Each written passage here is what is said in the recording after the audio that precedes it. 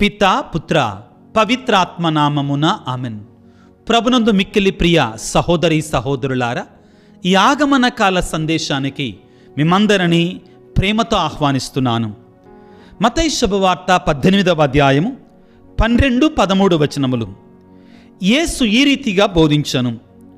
ఒకడు తనకున్న 100 గొర్రెలలో ఒకటి తప్పిపోయినచో తక్కిన 99 ఆ పర్వతముననే విడిచి దానిని వెదకుటకు పోడా, అది దొరికినప్పుడు తప్పిపోని తక్కిన 99 కంటే దాని విషయమై ఎక్కువ సంతసించును అని మీతో నిశ్చయముగా చెప్పుచున్నాను అని పలికెను.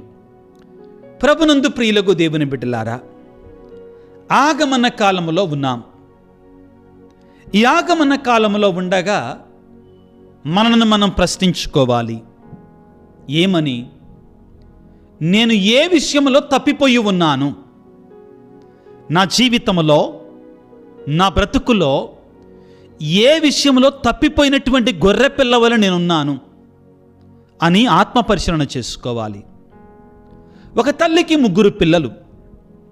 హైదరాబాద్ లాంటి సిటీకి ఏదో పని మీద వెళ్ళారు.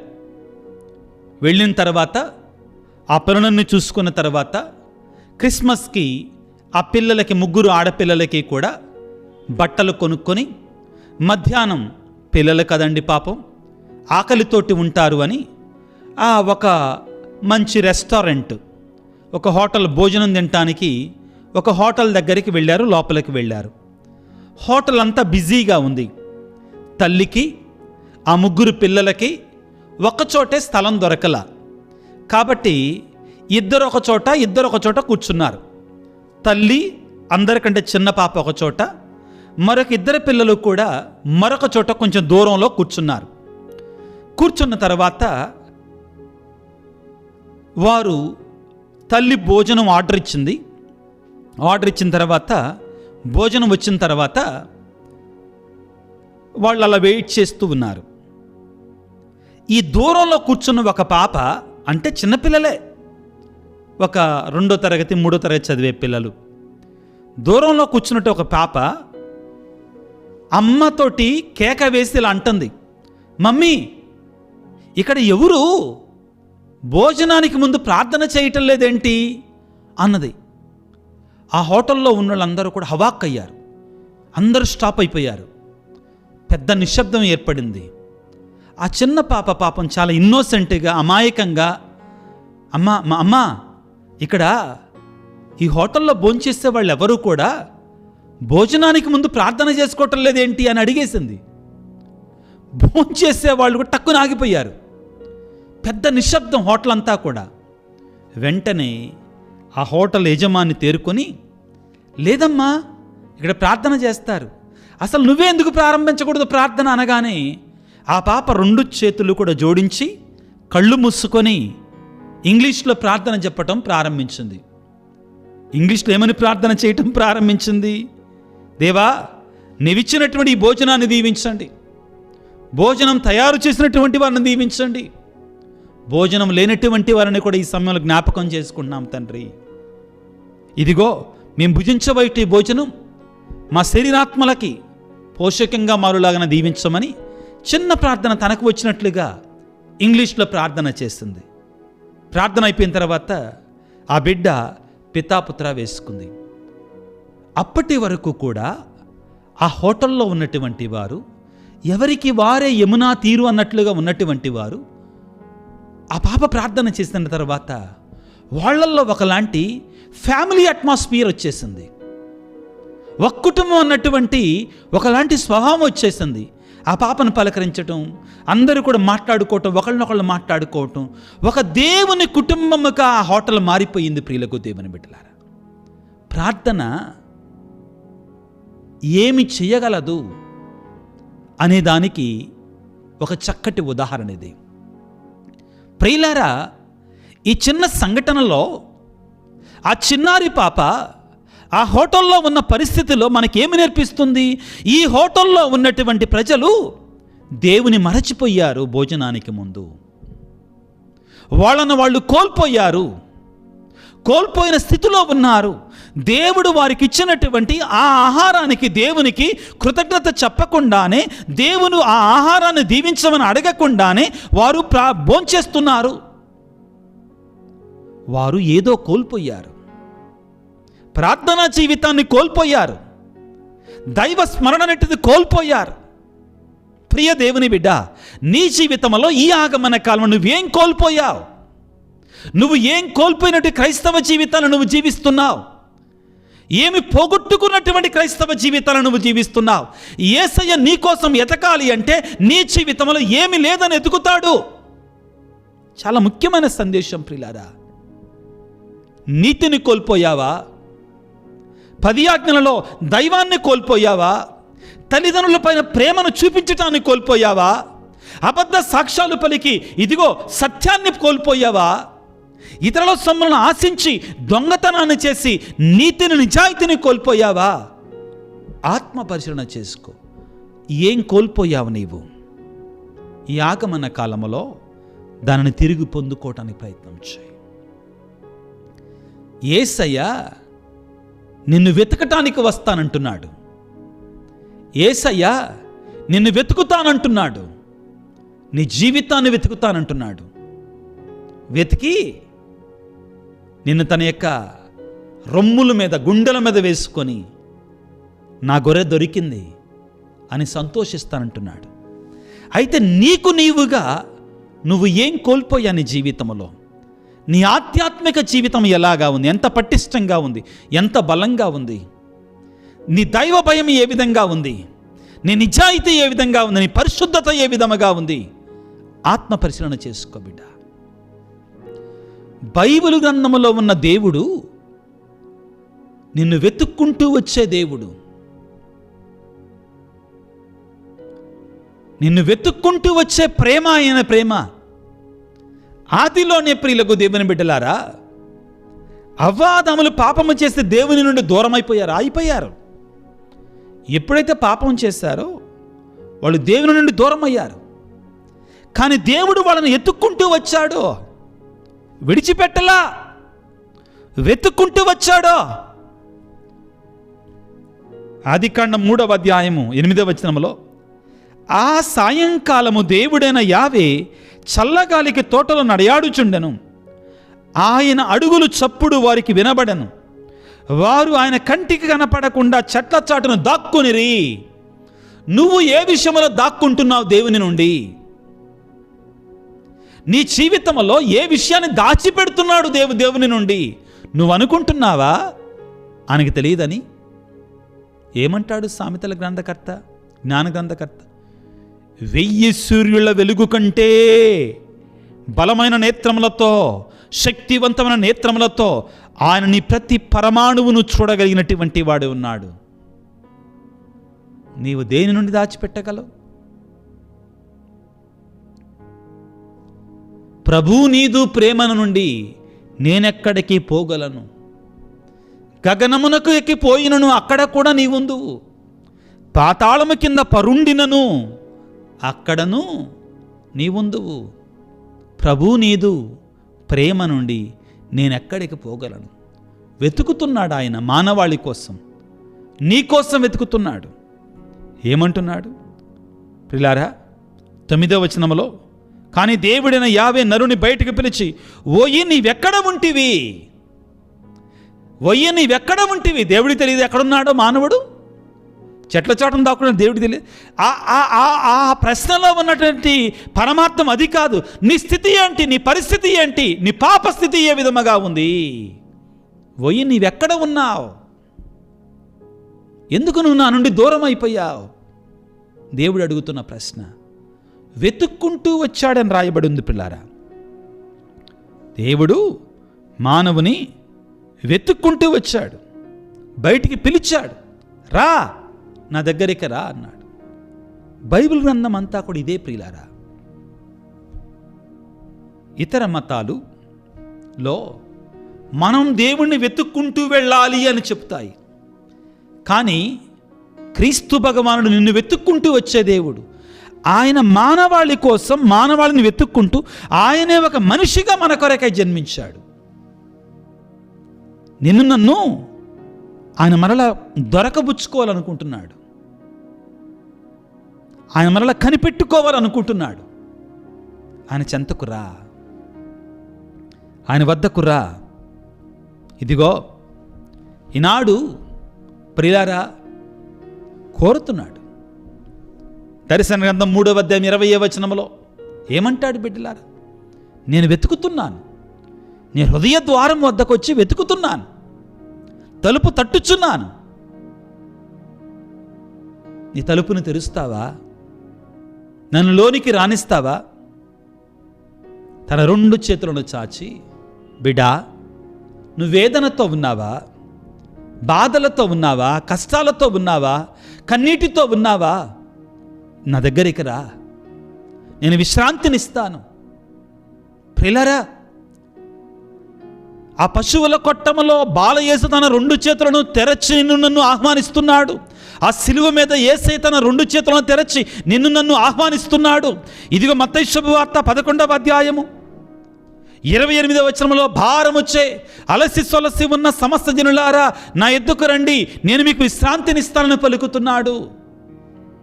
నా ఎద్దుకు రండి అంటున్నాడు. నువ్వు ఏ విధముగా ఉన్నావు?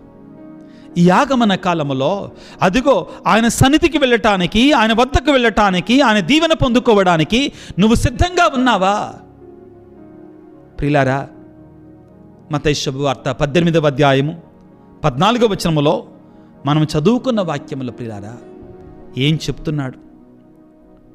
మత్తయి శుభవార్త 18వ అధ్యాయం 11వ వచనములో, మనుష్య కుమారుడు తప్పిపోయిన దానిని వెతకి రక్షించుటకై వచ్చి ఉన్నాడు. నీవొకవేళ దేవుని నుండి పోయావా, వెళ్ళిపోయావా, తప్పిపోయావా? దేవుడు అంటున్నాడు, నీకోసమే వచ్చా బిడ్డ నేను అంటున్నాడు.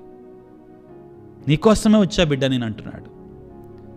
ప్రియులారా, చివరికి ఏమంటున్నాడంటే, ఏ ఒక్కడును నాశనం ఒకటి నాకు ఇష్టము లేదు, ఏ ఒక్కడు నాశనం ఒకట పరలోక తండ్రి చిత్తము కాదో, అందరూ రక్షించబడాలి, అందరూ రక్షించబడాలి. అందుకోసం ఆయన సిలువలో మరణించాడు, అందుకోసం ఆయన పసిబాలుడికి లోకానికి వచ్చాడు. ఇన్కార్నేషన్, మనుష్యవతారము. ఎందుకోసం? యోహాను సువార్త 3వ అధ్యాయం 16వ వచనం, దేనికోసం అండి ఆయన వచ్చింది? శిక్షించటానికి కాదు, దండించటానికి కాదు, రక్షణ పొందటానికి, రక్షణనివ్వటానికి వచ్చాడు. యోహాను సువార్త 3వ అధ్యాయము 16వ వచనం, దేవుడు లోకమును ఎంతో ప్రేమించి తన ఏకైక కుమారుని ప్రసాదించెను, ఆయనను విశ్వసించు ప్రతివాడు నాశనము చెందక నిత్య జీవం పొందుటకై ఆయన అట్లు చేశాను. ప్రభువు మనం వచ్చింది ఖండించటానికి కాదు, పోయిన దానిని వెదకి రక్షించటానికి. నీవు ఏ విషయంలో పోయావు దేవుని వద్ద నుండి? దేవుడు ఈ రోజున ఈ ఆగమన కాలంలో ఇదిగో ఆహ్వానిస్తున్నాడు, నిన్ను వెతుక్కుంటూ వస్తున్నాడు. చిన్నప్పుడు చిన్నపిల్లలు ఆడుకుంటారు. చిన్నపిల్లలు మరి ముఖ్యంగా దొంగ పోలీసు ఆడతారు. ఎవరన్నా ఒక పిల్లోడిని 5-6 ఆటలైన తర్వాత ఒక్కసారి కూడా అవుట్ కాలేదనికి ఆ పిల్లోడు బాధపడతాడు. ఎందుకని? నన్నెవరూ దొరకబుచ్చుకోవటల్లా, కాబట్టి ఈసారి ఏం చేస్తాడంటే దొరికేటట్లుగా ఉంటాడు. మనం కూడా యేసయ్యకి దొరికేటట్లుగా ఉందాం. యేసయ్యకి ఆయనకి అందేటట్లుగా ఉందాం, చేరువలో ఉందాం. తప్పిపోయిన దానిని వెతికి రక్షించేవాడు. ప్రియమైన బిడ్డ, నీ జీవితంలో నీ స్థితిని బట్టి, నీ పరిస్థితిని బట్టి నీవు దేవునికి దూరం అయిపోయావా? దేవుడు అంటున్నాడు, నేను వచ్చింది నీకోసమే, నేను వచ్చింది నీకోసమే అంటున్నాడు. నీ పాప స్థితిని బట్టి, నీ శరీర కార్యాలను బట్టి, నా బ్రతికేంటి, నీ మోసాలను బట్టి, నీ దౌర్భాగ్య స్థితిని బట్టి, నీ పాప స్థితిని బట్టి దేవుడిని అసహించుకుంటాడేమో అనుకుంటున్నావా? లేదు. దేవుడు వచ్చింది నీ కోసమే, నా కోసమే, బలహీనుల కోసమే. అంటలాడా? మత్తయి సువార్త 9వ అధ్యాయంలో యేసయ్య అనలేదా, నేను నీతిమంతుల కొరకే రాలేదు, పాపుల కొరకే వచ్చాను అన్నాడు కదా. అసలు యేసు అంటే అర్థం ఏంటో తెలుసా? మత్తయి శుభవార్త 1వ అధ్యాయము 23-24 వచనాలలో యేసు అంటే అర్థం ఏంటో తెలుసా? పాపుల రక్షకుడు, పాపుల కొరకే వచ్చాడు ఆయన. మత్తయి శుభవార్త 9వ అధ్యాయం 12వ వచనంలో ప్రభు అంటాడు పిల్లారా, 13వ వచనంలో, నేను పాపులను పిలవచ్చదని కానీ నీతిమంతులను పిలుచుడు రాలేదు. Don't worry. కానీ దేవుడు కోరుకునేది ఏమిటి అంటే, నేను తప్పిపోయిన దానిని వెదకి రక్షించుటకై వచ్చి ఉన్నాను. ప్రియ బిడ్డ, ఆ దేవుని చెంతకు తిరిగిరా. మనం ఎంత ఘోర పాపులమైనా, ఏ స్థితిలో ఉన్నా, ఏ పరిస్థితుల్లో ఉన్నా కానీ ఆ ప్రేమమయుడు క్షమించే దేవుడు. తన ప్రేమ అనేటువంటి దారతో మనల్ని కడిగి వేసేటువంటి వాడు, శుభ్రం చేసేటువంటి వాడు. మన మకిల, మన మడ్డి, మన పాపాన్ని ఆయన తుడిచి వేసే దేవుడు. ఆయన వద్దకు వెళదాం ఈ ఆగమన కాలంలో. ఆయన సన్నిధిలో, దేవా నన్ను కనుగో, నేను నీ దగ్గరికి వచ్చానయ్యా, తప్పిపోయిన గొర్రెలాగా ఉన్నానయ్యా, నన్ను దీవించు. దీవిస్తాడని తప్పనిసరిగా. ప్రభువుని వేడుకుందాం బిడ్డలారా, ప్రార్థన చేసుకుందాం. సర్వశక్తిమంతుడా, సర్వోన్నతుడా, ప్రేమామయుడా, ఈనాడు మీరు మమ్మల్ని హెచ్చరించినందుకు, బోధించినందుకు మీకు స్తోత్రాలు. ఒకవైపున పాపము చేసి దేవునికి దూరము కాకూడదని చెబుతూనే, మరొక వైపున నీ వచ్చిందే నాలాంటి పాపుల కొరకే అని చెప్పావు. నీకు స్తోత్రాలయ్యా, నీకు వందనాలు తండ్రి. ఈనాడు ప్రత్యేకమైన రీతిలో యేసురాజా, మా జీవితాలను పరిశీలించుకొంచుండగా ప్రభువా, తప్పిపోయినటువంటి గొర్రె పిల్లవలెనున్న నన్ను నీ కనికరమతో ఆదరించయ్యా. నన్ను మరలా నీ మందలో చేర్చుకో తండ్రి. నా పాపాన్ని క్షమించు తండ్రి, నా దోషాలను మన్నించయ్యా. నా చీకటి జీవితాన్ని కడిగివేయి, నీ మహాపరిశుద్ధమైన రక్తముతో నన్ను కడుగు నాయనా. ప్రతి పాపాన్ని, ప్రతి అణువును నన్ను శుద్ధి చేయి ప్రభువా.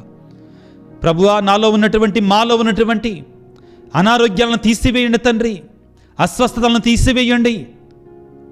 నీ యొక్క ఆత్మీయ దీవెనలతో మమ్మల్ని నింపండి నాయన. కుటుంబాలలో ప్రభువా ఎంతోమంది నీకు దూరం అయిపోతున్నారయ్యా. ఆదివారం అంటే లెక్కలేదు ప్రభువా, ప్రార్థనా జీవితం అంటే లెక్కలేదు ప్రభువా. పాపములో బ్రతుకుతున్నటువంటి వారందరికీ విడుదల దయచేయండి ప్రభువా. ఎంతోమంది బిడ్డలు ప్రభువా సాతాను శక్తులు పట్టి బంధించబడుతున్నారు. వేదనతో కుటుంబాలలో శాంతి లేక సమాధానం లేకుండా ఉన్నారు. అట్టి వారికి విడుదల దయచేయండి ప్రభువా. శాంతిని, సమాధానం దయచేయండి ప్రభువా. నీ ప్రేమను, నీ వాత్సల్యాన్ని, కారుణ్యాన్ని ప్రభు వారి మీద కుమ్మరింపచేయండి. ఓ చిన్నారి బాలయేసు, మా కొరకే పశువుల కొట్టంలో జన్మించబోయేటువంటి ఓ మనుష్యవతారుడా, మమ్మందరిని దీవించమని, ఆశీర్వదించమని. ఏ ఏ బిడ్డ ఏ ఏ అవసరతలతో, ఏ కోరికలతో, ఏ ఉద్దేశాలతో అయ్యా మా కోసం ప్రార్థించయ్యా అని ఇదిగో ఈ వీడియో క్రింద మెసేజ్లో ఉంచుతున్నారు, వారందరి కొరకే ప్రార్థిస్తున్నాను ప్రభువా. నీ కటాక్షం, నీ అభిషేకం ప్రభువా వారందరిపై సమృద్ధిగా కుమ్మరింపచేయమని మనాదురైన యేసయ్య పరిశుద్ధ నామమున వేడుకొనుచున్నాము తండ్రి, ఆమెన్. ప్రభువు మీతో ఉందురు గాక, మీ ఆత్మతో ఉందురు గాక. సర్వశక్తిగల సర్వేశ్వరుడు పిత, పుత్ర, పవిత్రాత్మ మిమ్ము మీ కుటుంబాలను చల్లగా దీవించి ఆశీర్వదించి కాపాడుదురుగాక. God bless you. దేవుడు మిమ్ము దీవించుగాక. ఆమెన్. ప్రియులకు దేవుని బిడ్డలారా, ఒక చిన్న మనవి. మీలో ఎవరైనా కానీ ఒక పెద్ద మొత్తంలో సహాయం చేయాలనుకుంటే ఈ కార్మెల్ నగర్లో కార్మెల్ సిస్టర్స్ అని ఉన్నారు. మీరు కార్మెల్ నగర్ వస్తే ఎవరైనా చెప్తారు, వాళ్ళు లోపలే ఉంటారు. క్లాయిస్టర్డ్ సిస్టర్స్. విజయవాడ సిటీలో చాలామందికి తెలుసండి, మన క్రైస్తవులందరికీ కూడా. లోపలే ఉంటారు. వారు ప్రార్థన మాత్రమే చేస్తారు. బయటకు వచ్చి స్కూల్స్లో కానీ, హాస్పిటల్స్లో కానీ సోషల్ వర్క్ చేయరు. వాళ్ళు మనందరి కోసం ప్రార్థన చేస్తారు. సిస్టర్స్ నిరంతరం ప్రార్థనలోనే ఉంటారు. వాళ్ళకి కొంచెం అవసరతలు ఉన్నాయి. మీరే డైరెక్ట్గా వాళ్ళని కలవండి. కాబట్టి అక్కడ సిస్టర్ గారు ఉంటారు, అక్కడికి వెళ్ళి కలిస్తే, ఎవరి ద్వారా కలిస్తే వాళ్ళ దగ్గరికే వెళ్ళండి. ఎవరి ద్వారా వెళ్ళొద్దు, డైరెక్ట్గా వాళ్ళనే కలవండి దయచేసి. వాళ్ళకి అవసరం ఉంది, మీ సహాయం వాళ్ళకి అవసరం ఉంది. కాబట్టి దయచేసి వారికి మీ సహాయాన్ని అందించవలసిందిగా నేను మనవి చేస్తున్నాను. God bless you. దేవుడిని దీవించుగాక. ఆమెన్.